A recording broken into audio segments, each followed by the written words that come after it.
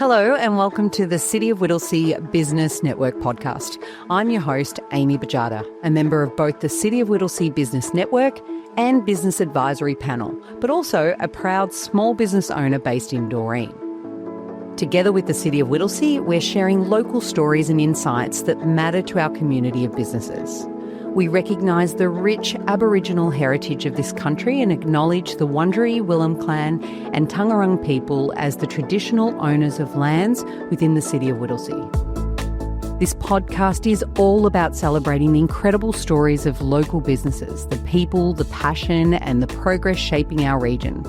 Whether you're a fellow business owner, a future entrepreneur or just someone curious about what makes our community thrive, this podcast is for you. Let's get started and connect through the heart of the City of Whittlesea's business network. Eifers Civil is a proud, family-owned Australian civil construction company founded in 2003 by Wayne Eiferman and his sons, Matt and Dan. At the heart of Eifers is a commitment to innovation, precision and family values. In an industry often seen as traditional, Eifers is proving that innovation isn't just for tech startups. Their story is a powerful example of how family-led businesses can be agile, inventive and deeply impactful, especially when they're willing to challenge norms and invest in smarter solutions. Today I want to welcome both Daniel and Matt. Thanks for being here. Thanks for having us. I want to start right back at the beginning. 3 guys, a small family business, and now you're here building major runways and roads. What do you remember most about those very early days at Eifers? Probably would have been the family banter, the brotherly tussles on the front lawns of where we were mowing, and just developing that passion to succeed. Yeah. Basically just doing what you could do to get through to the next day on money or paying the bills. It was pretty hard back then. Yeah. It's still hard now, but it was just different. You scrapped and you took on every sort of job that you could. And if someone asked you could do the job, you say, yeah, we can, even if you didn't know how to. Mm-hmm. And that's a common thing for small businesses, right? When you first start out, you tend you can't say no, otherwise you just lose clients. So you take it on and then you learn how to do it. And that's essentially what we've done. We've learnt over the 23 years, we've said yes and then learned how to do it and then delivered it again and again. So, what were some of the most surprising requests that you might have had very early on that you said yes to anyway? Oh, we've done building the swimming pools. Pools, We've done window cleaning, we've done lawns.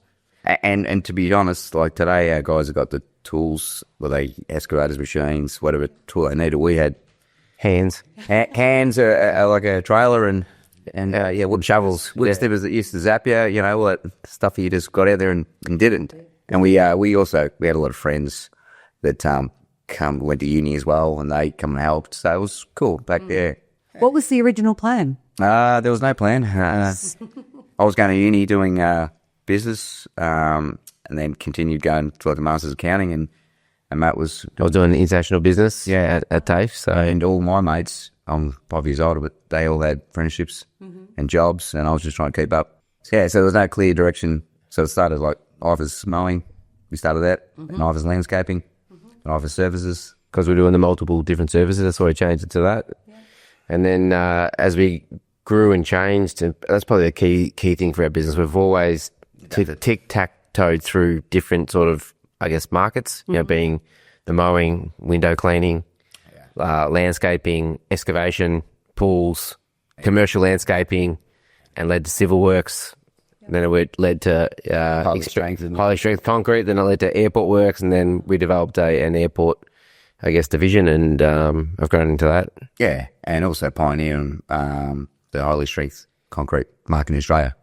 Because when we started in 2010, there was one guy in Sydney. He started, brought it over, and we sort of jumped on for the ride, and we've continued it through, to be honest. What a ride. So, from that, now we are, one of 3 in the country that do highly strength concrete. So you can drive an A380 over at 3 hours after we're finished pouring. Or a B-double after an hour. And now we're into lightweight concrete as well. So one of 2 in the country that do lightweight fill. So we've got 50,000 cubic metres of that to produce at North East Link on the Eastern Ferry called EcoFill. And we do a whole piece around innovative maintenance products as well. So we're always looking for that niche market. That's probably a key thing we've learned, that being in niche markets, you get probably better profit margins, and you become an expert in that. So that is probably a key thing. Yeah, and also too now the sustainability part.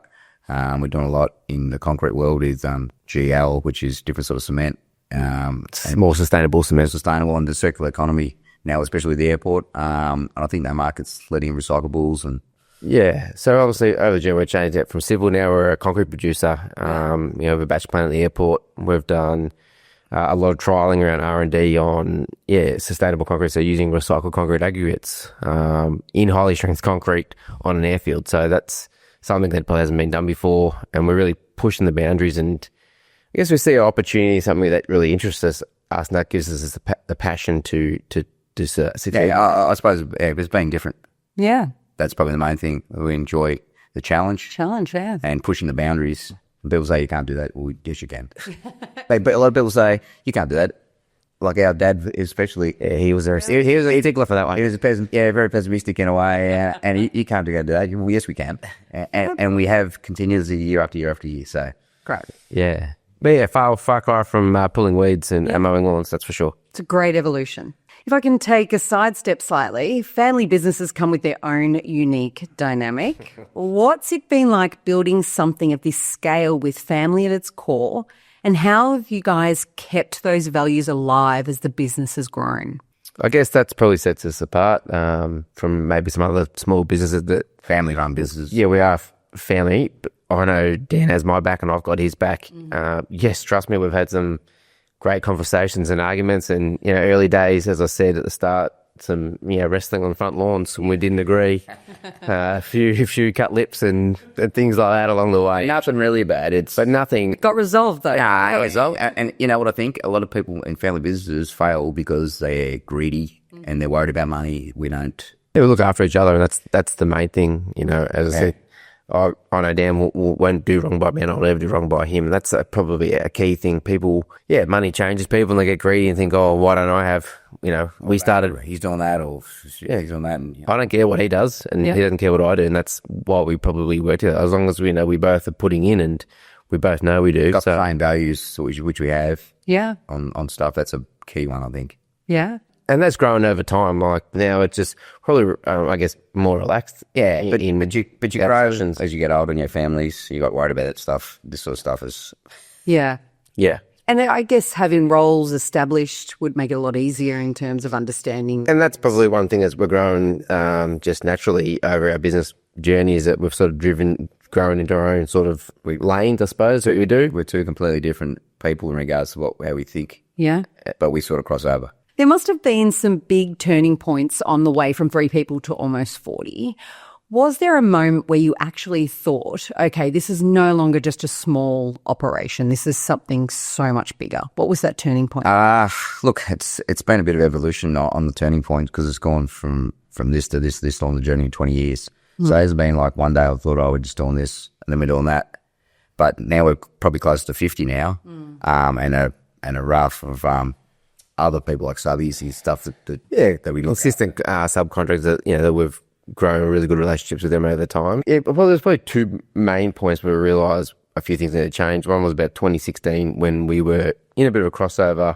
We were doing airport work, so we had a lot of plant and equipment to do that, but then we were still doing domestic landscaping, and those bills weren't paying the equipment bill. So we decided then that we needed to change to full-fledgling civil. Make the choice. And we did when we implemented like a management system to become accredited for the Civil Contractors Federation's management system, which now has led us to be ISO certified, and also try and get more large-scale civil works like council works and things like that. But also in 2010 when we met a guy at we started to get into the highly strength, a different sort of like it was a fork in the road, really, to be honest. Exposure to something. Yeah. Well, yeah, it was like here at the airport, and what you do, you profit in 4 or 5 months, you can do in a week. Wow. Yeah, you know what I mean? It's brings its own risks and pressures, don't get me wrong.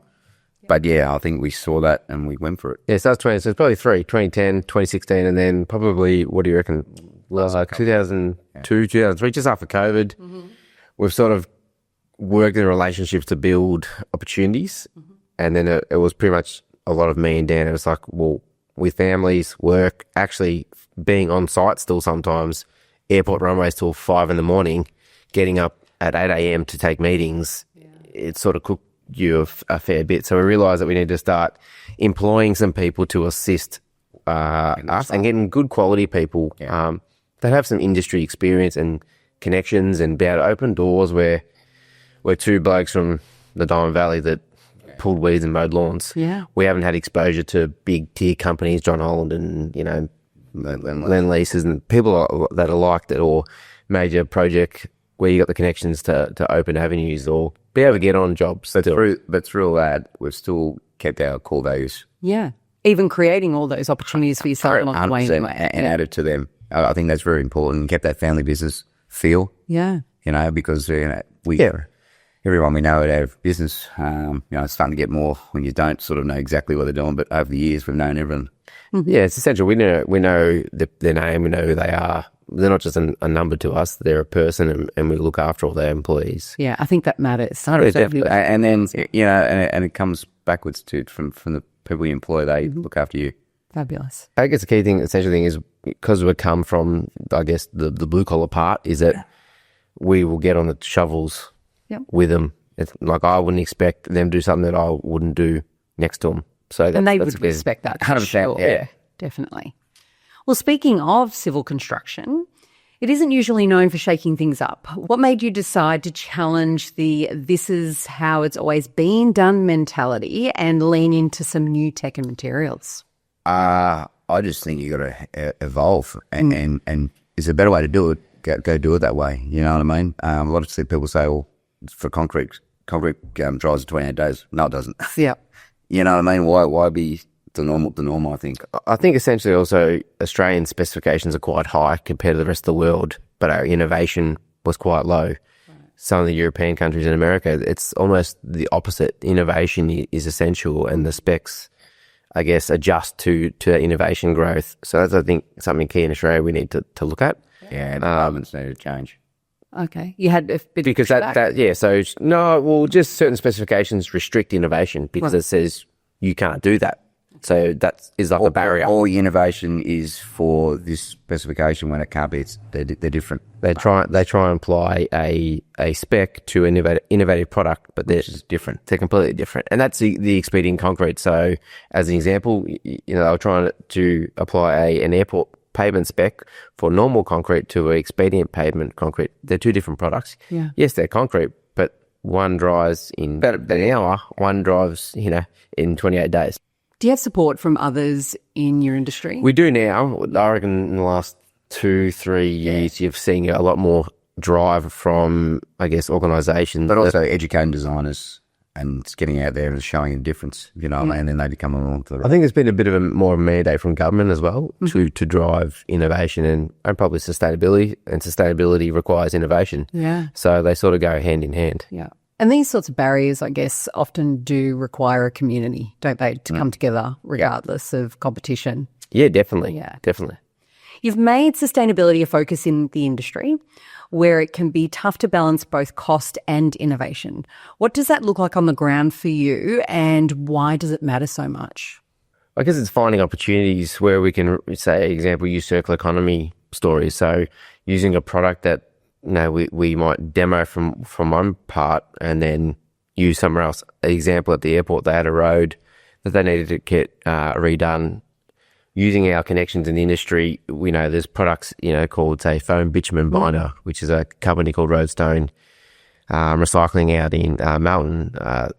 We've done a relationship with the owner, John, down there, and we talked about, that product, and it's like learn off him what that product can do. And when the airport came to us, said, we want to build this road, we're like, well, let's rebuild it using the material from one job. So, as an example, we dug out old concrete pavement to replace it, but below that, to make the pavement thicker, there was crushed rock. Right. So we reclaimed that or recycled that crushed rock and then used it as a raw product in foam bitumen base. And then that rebuilt the road and became the new sub-base of the new road. I think it's just thinking outside the box. Yeah. And then implementing, Yeah. And it's a great story, success story for the airport. Yeah. And obviously the whole, Yeah, definitely. And it's just, and even council, the City of Whittlesea can look at those things. So, and I'm sure they probably are. You recycle an old road and you stockpile and reuse that back in that road. Sitting out on the tip or landfill or getting wasted, it's 100%. really good stuff to use back through. Yeah, It's just teaching, or enlightening the designers on these options and showing them it can be done. And there's not much risk around it. and now through some of our volumetric machines, mixers, we're using that material to make sort of greener concrete. Wow. In a way, Yeah. or recycling it. Oh, that's exciting. That is really, really exciting. So with the demands for roads, rail and runways only increasing, where do you see the biggest opportunities to innovate next? And how do you see Eifers continuing to play a leading role in that change? Well, I think Eifers going forward by doing is going overseas to these different conferences that we have in the past, finding different methods, different machines of, I suppose, learning what's out there and then implementing it back here in Australia. There's a lot of stuff that we don't do. Yeah. Yeah, especially probably the biggest industry probably would be roads. Yes. And because they're especially the Department of Transport spec are the highest, and then council sort of runs similar specs to that, enlightening them or showing them that you can use recyclable products in Lightweight concrete. for lightweight concrete or foam bitumen or recycled concrete in curbs or footpaths instead of just using virgin materials. So that's probably a key one. You can push that opportunity. That's where we will be working ourselves with our development team to, show you've got to develop these products and then show them to the market. And that's what we're working behind the scenes on. And I suppose, change the construction methods Yep. that we use. Like we're working on the Eastern BTA at the moment, and there was a Bebo structure all filling over on one side of the freeway. They filled it with a bit of a protection slab with 2,000 tonnes of steel, 1,800 tonnes of steel, 2,000 cube of concrete, 12 weeks in program. We did it on the other side, probably cost them 14 million maybe. We did it in 5 days with a lightweight eco fill, cost probably 500,000. Wow, that's such a dramatic difference. Big time, direct costs and indirect. And faster. So we're all about, efficiencies. Efficiency. So change your mindset around indirect costs. Yep. That's a key thing. In innovation, that's what it is. Like the direct costs may be slightly higher, but it's all the indirect costs of giving back time to people and congestion and disruption. Especially that's the key thing. Especially on runways or taxiways. Yeah. We're holding up bays and planes coming in. By doing the highly strength, we hand it back to them. Okay. Especially with the higher strength, like, tram industry is another key one. Like you could hand back an area a lot faster for the public and less disruption. Yeah, we come in and do the job at night. They don't even know we've been here. More for less disruption on the roads, that's for sure. 100%. Thanks so much, guys. Matt and Dan, for sharing your story and giving us an insight into Eifers Civil today. Hearing how you've grown from a 3-man family operation into a company shaping some of Australia's most critical infrastructure is nothing short of inspiring. Your drive to innovate, challenge tradition and put sustainability at the centre of civil construction shows what's possible when family values and future-focused thinking comes together. So thank you. Cool. Thanks. Really appreciate the opportunity. Thanks for having us. Whether you're trialling a fresh approach, exploring new technologies, or looking to collaborate on creative solutions, the City of Whittlesea Economic Development Team is here to support you. Let's shape a future that's bold, forward-thinking, and built on innovation. If you'd like to follow Eifers Civil or learn more about their business, you can find them on Instagram and Facebook, and their website at www.eifers.com.au, and we'll also include all their details in the show notes. Next time on the City of Whittlesea Business Network podcast, we'll be speaking with Nicole Appleton from NLA Trucking. I'm Amy Bajada, and it's been a pleasure hosting you today. If you enjoyed this episode, please consider sending us an email at business@whittlesea.vic.gov.au. We love hearing what resonates with you. The views and opinions expressed in this episode are those of the speakers and do not reflect the official position of the City of Whittlesea. Information is accurate at the time of the recording. This podcast is for general information only and does not constitute professional advice. For professional advice, please consult a qualified practitioner. Thanks for listening, and we'll catch you next time on the City of Whittlesea Business Network podcast.